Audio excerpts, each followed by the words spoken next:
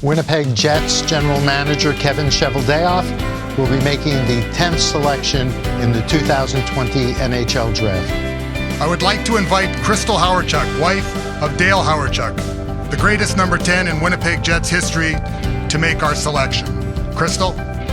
Now I am thrilled to announce with the 10th selection in the 2020 NHL Draft, the Winnipeg Jets select from Saginaw Spirit, Cole Perfetti.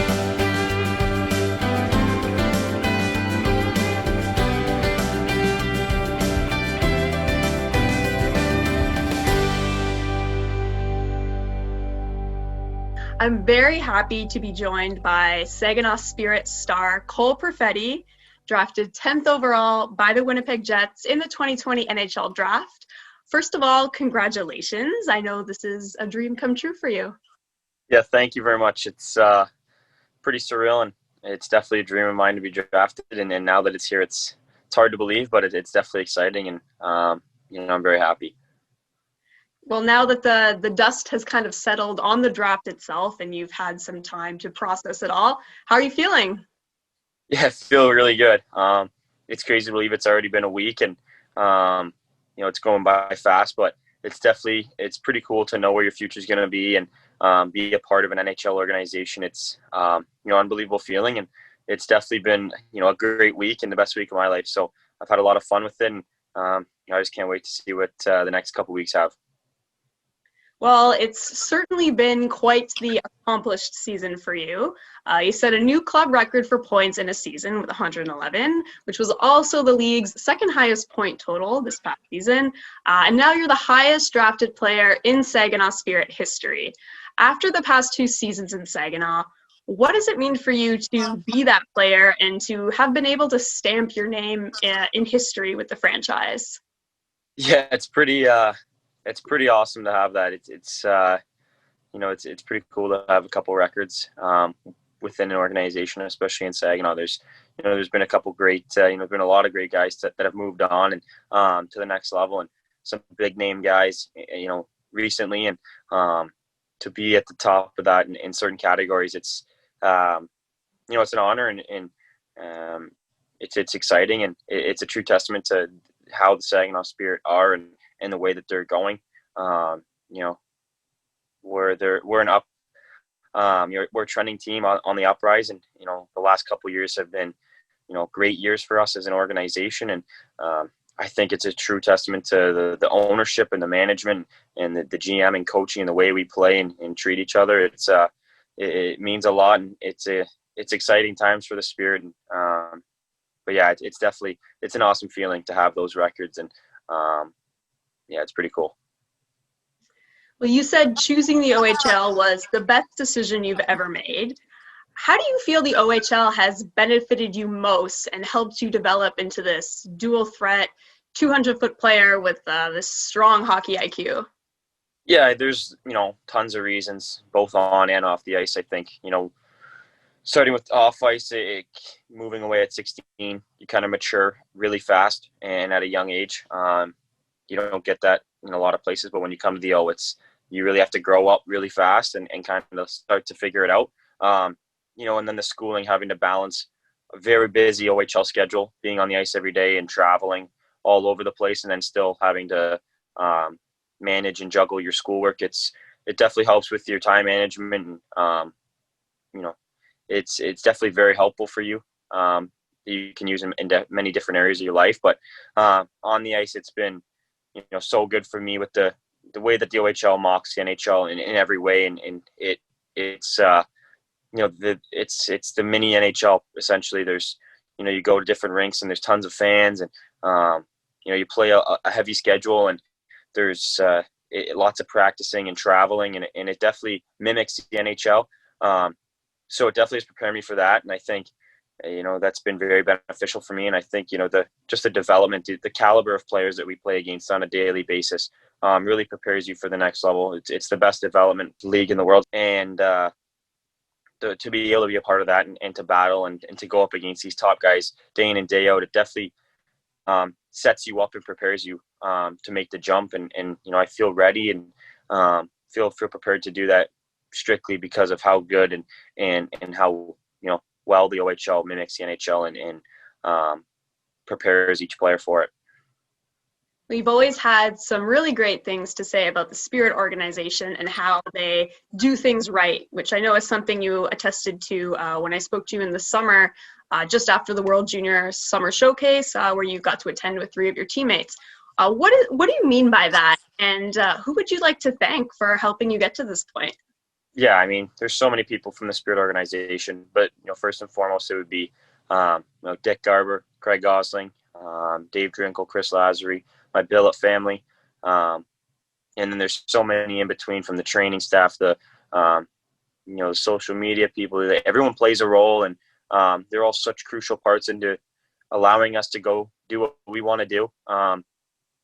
We get treated, I think, the best at any OHL, maybe even CHL club. The way we're treated on the road, we're getting great hotels, we're getting great food. We're going down a couple days early before games, if making sure we're prepared, not traveling the day of, and we're really getting prepared for our game and getting the best chance to be successful. And that's all you can ask for. It's up to us to play and to actually perform. But we're given every resource, and there's no reason for us to not be good any night. We have top-notch everything, from the weight room to the video room to the lounge. Everything in Saginaw is just top-notch, and there's no excuse, and it's a big reason as to why we've been so successful the last 2 years, because we get put in only positions that will allow us to succeed. And if someone is failing, or there's failure within the room, it's quickly brought up and addressed really quickly, and that doesn't slide. So it's the culture in the room and the way we're treated definitely is the reason why we're such a successful organization as of recent. And I think it's only the beginning, and there's a big trending upwards for the Saginaw Spirit. Well, you've spoken about the importance of academics, and as the CHL Scholastic Player of the Year, it's been clear that you excel in the classroom just as much as you do on the ice. And you've mentioned how much the two of those go hand in hand, expanding knowledge off the ice and how that plays into your on-ice product.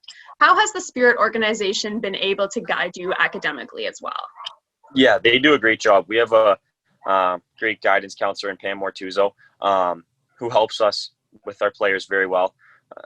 We're always, if we're on a road trip, we're going in a couple days early, getting our work, making sure it's done. And if we're not able to get the work early, then after the road trip, we have study halls a couple times a week where we go in, and she helps us. She sits down with us and makes sure we're getting our work done and we're understanding it. And once again, there's no reason for us to not be successful in the classroom. We're always given resources, even when we're on the road, especially during the playoffs. There's a lot of traveling, staying in hotels. We have study hall every day in the playoffs, or at home we have study hall all the time, and all the resources in the world. If we need them, they're there. And schooling is very important in Saginaw, and it's clear and evident of that. And once again, there's no reason to not be successful. We're given every resource, and I'm very, very thankful for that. And they do a great job with our schooling, so it's awesome there.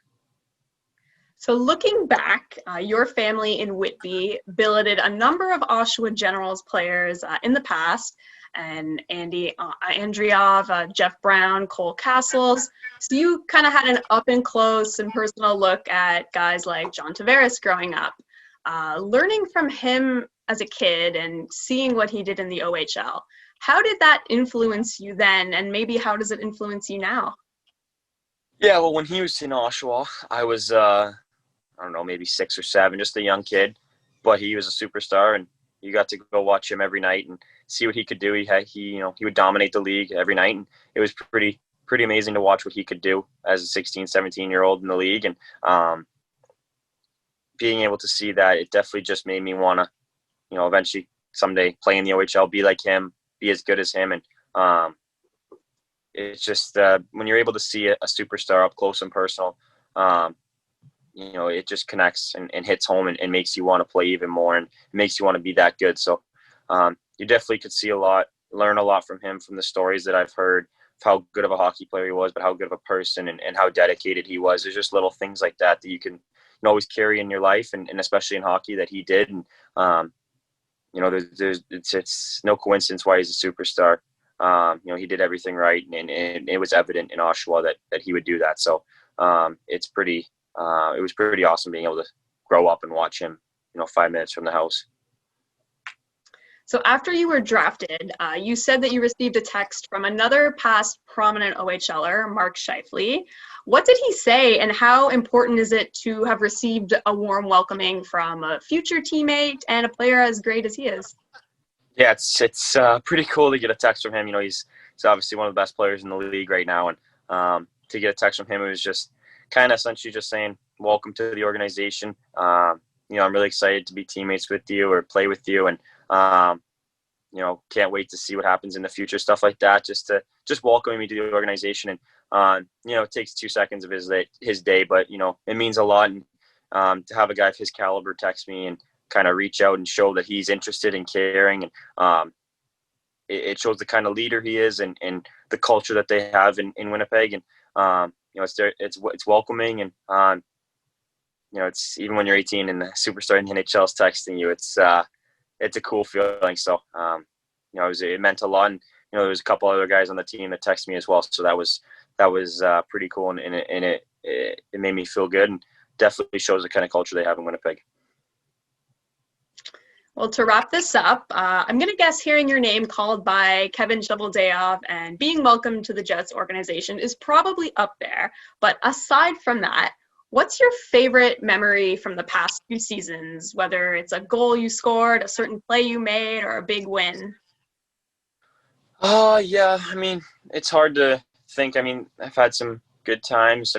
Definitely the Hlinka Gretzky tournament last summer was a highlight of my hockey career. That was really fun, and to be able to do that on the world stage was awesome. But I think going to the rink every day in Saginaw, going on that long playoff run my rookie year definitely was up there. That was to see the Dow Event Center packed every night, over capacity, and to see the support and the fans in Saginaw that was awesome. Too bad we didn't get to do that this year because the place would have gone crazy again. So it's hard to think about. There's definitely a couple up there, but I would definitely say the playoff run with Saginaw was I learned a lot that year, and in that short span, that prepared me and taught me so much. So it was a fun couple months on that run, and hopefully we can do that again. Sorry, put you on the spot a little bit there. Well, Cole, I really appreciate your time, and I want to thank you very much for taking the time to chat. Congratulations on a fabulous season and on being drafted by the Winnipeg Jets. Best of luck in the offseason. Thank you very much. I appreciate that, and thanks for having me on.